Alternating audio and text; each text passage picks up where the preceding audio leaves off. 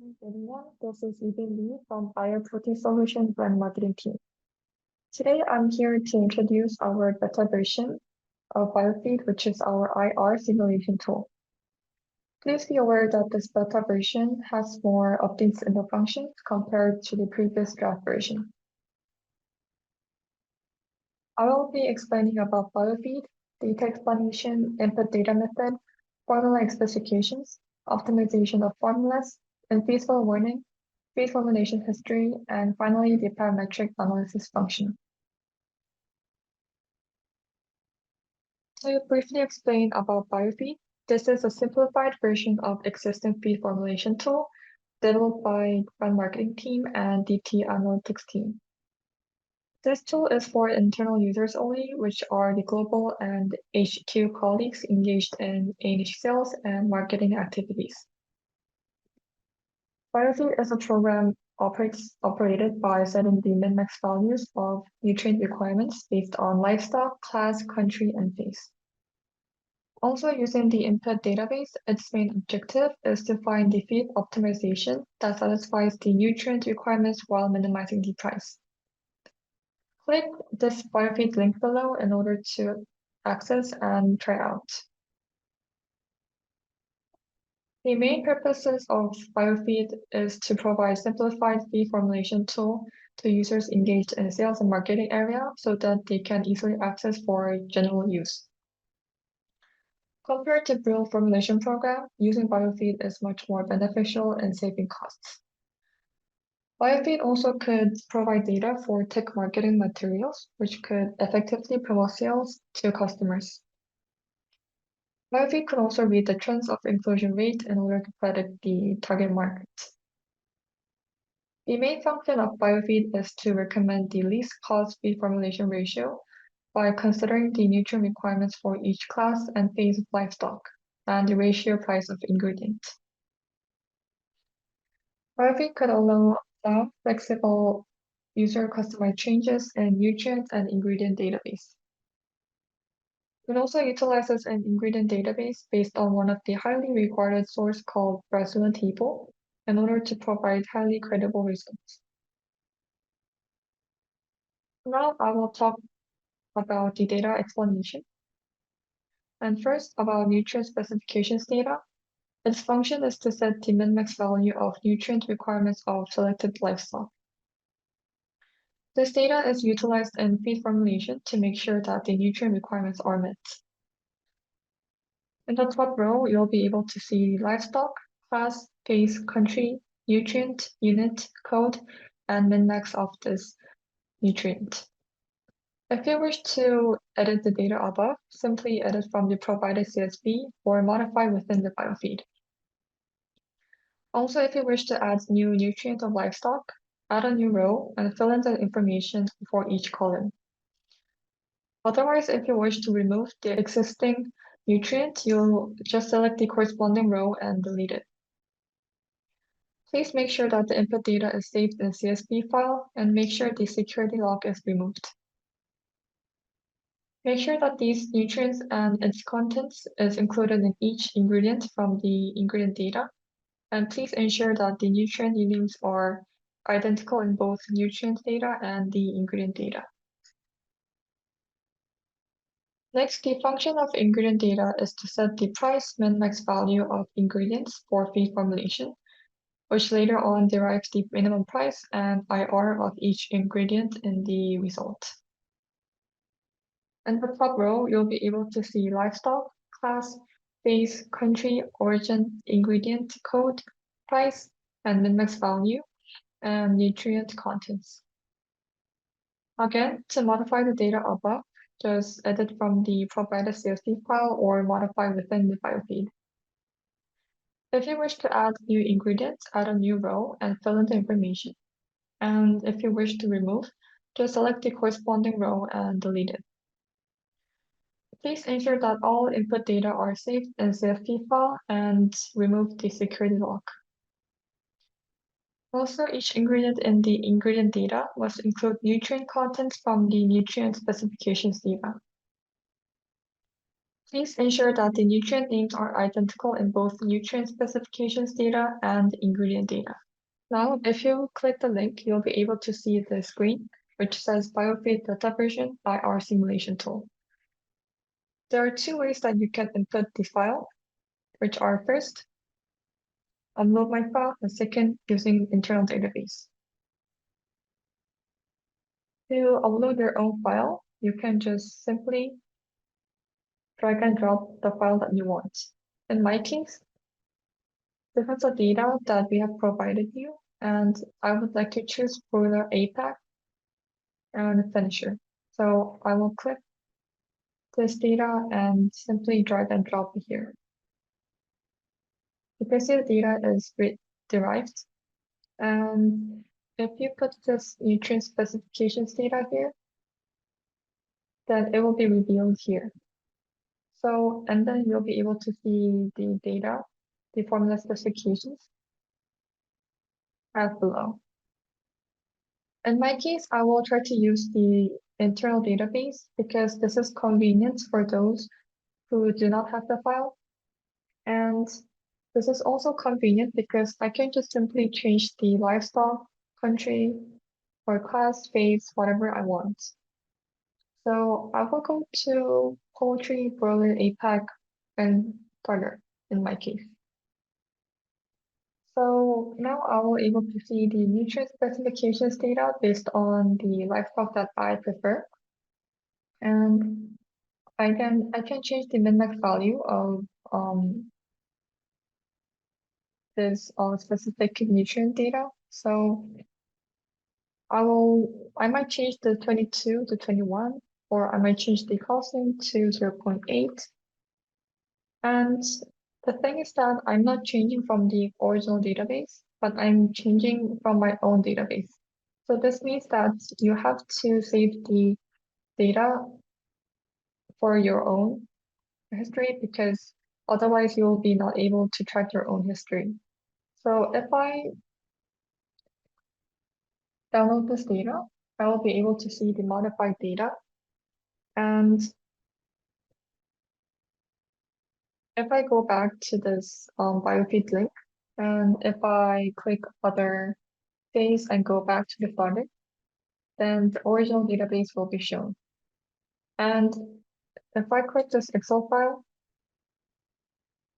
it will show the history that I've changed this min-max value. So you're able to see what you have modified before. So you can use this function very usefully. And for the ingredient data, you can either select or deselect the ingredients that you want to derive in the formulation results. So if I want to create corn inside the result, I will put select here. But if I do not want to put the corn in the result, I will just simply deselect. And you can also change the price and min-max value here. So you can just simply click and change the price or change the min-max values like 50. So this is all up to you. And you'll be able to see the nutrient content on the right parts. And you can also save the ingredient data if you have modified any min-max value here. So this could help you track your own history. So I would also like to show you when the error happens because if I deselect all of these ingredients, it shows this kind of error. So yeah, it says that there are neither selected ingredients nor conditions of configured ingredients. But in this case, there's no ingredients are selected. So please make sure that there are sufficient data for the results. So if I click analyze here, I'll be able to see the livestock that I have chosen and also the minimum price of the result. So in this case, it will be $460.28. And then there are three different results that are derived. And first, it will be the IR result, and you'll be able to see the ingredient codes, price, min-max, IR results, lower price, and upper price. To To view this IR result alone, just click the right button here so that you can just zoom in. And you can either adjust this chart in order to view it more clearly. So in my case, I'll be able to see the IR in which is highlighted, so it will be very useful. And then you can also save this formulation result in a CSV file. So if you want to save it in your own file, just make sure to click this button. And if you go to a nutrients composition, it is pretty clear because it shows the nutrients and it shows the unit code, min-max values, and the nutrient contents of the feed formulation result. So you can also click this right button and then you can just solely see this nutrient composition chart here. So you can also save this result for your own use. And finally, you can see this ingredients composition per nutrients table. And you can see that there are ingredients on the top row, and it shows the contribution of ingredients per nutrients. So for example, corn takes up to 46.1% for dry matter, and soybean meal takes up to 30.2% for dry matter. So in this case, you can see what kind of ingredients takes up the percentage of ingredients of each nutrient. So this will be very useful for your own activities. You can also save this result in CSV file, so please be aware of that. Now I will talk about invisible warning, and there are two types of warning that I would like to talk about. And first, one of the infeasibility happens when the feed formulation result cannot be derived even though the ingredient conditions are modified. In this case, the user must add new ingredients or modify the nutrient conditions. So if I show you an example, if I take too much ingredients out of the result, it will show the visual warning saying that you have to add new ingredients or modify the nutrient conditions. So if I add the ingredients back, then the feed formulation result will be derived. So either add ingredients or try to add to modify the nutrient condition. And secondly, one of the feasibility can be solved by modifying the ingredients min-max conditions. So for example, if I make a pretty extreme example, if I change the glycine into 0, I will show this message saying that you have to modify the ingredient conditions in order to derive the formulation. And then below it says that the infeasibility is caused from the minimum nutrient requirements of lysine. So you know how I changed the lysine into 0? So I will go back to 100 and it will show the result back. So there are two types of infeasibility. So make sure to refer to the message and try to modify the data. So this is it for the warning, and I will go back to the function. You could think that you would like to save this IR result and compare with another feed formulation result. So if I click this save to feed formulation history, and if you go to the second tab in the history, you'll be able to see these results as with the minimum price and the IR results. And if I want to compare with another example, for example, if I put this to 18 and go back to analyze, I will have a different kind of results and the minimum price. And if I click Save to Feed Formulation History again and go to this tab, I will be able to have two different results and you'll be able to compare very easily. And if you're done comparing, just simply delete the history by clicking this button, and you'll be reset. So this was one of the functions that we have. So now I will talk about the parametric analysis. So with the same options, I will be able to derive this result. And if I go to the third section, calling the parametric analysis, I'll be able to have these options. So I'll be able to select the target ingredient, which will be, for example, it could be canola meal or soybean meal. So I'll put this in soybean meal. And there's this default minimum price and maximum price and price range. And you can also adjust this price whatever you want by using this minus and plus sign, or you can either insert the value. So I could go 250. And if I click Analyze Parametric, I'll be able to explore the change of feed formulation due to the price fluctuations of the specific ingredients.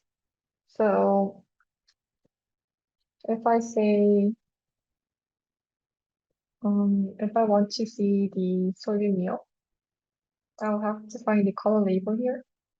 So I found the soybean meal here. And if I want to find corn, I'll be able to find this one. So if you mouse over each stock, you'll be able to see that when the soybean meal has a price of 550, the IR of the corn will be 44.7%. So you'll be able to see each value by mouse over in each spot.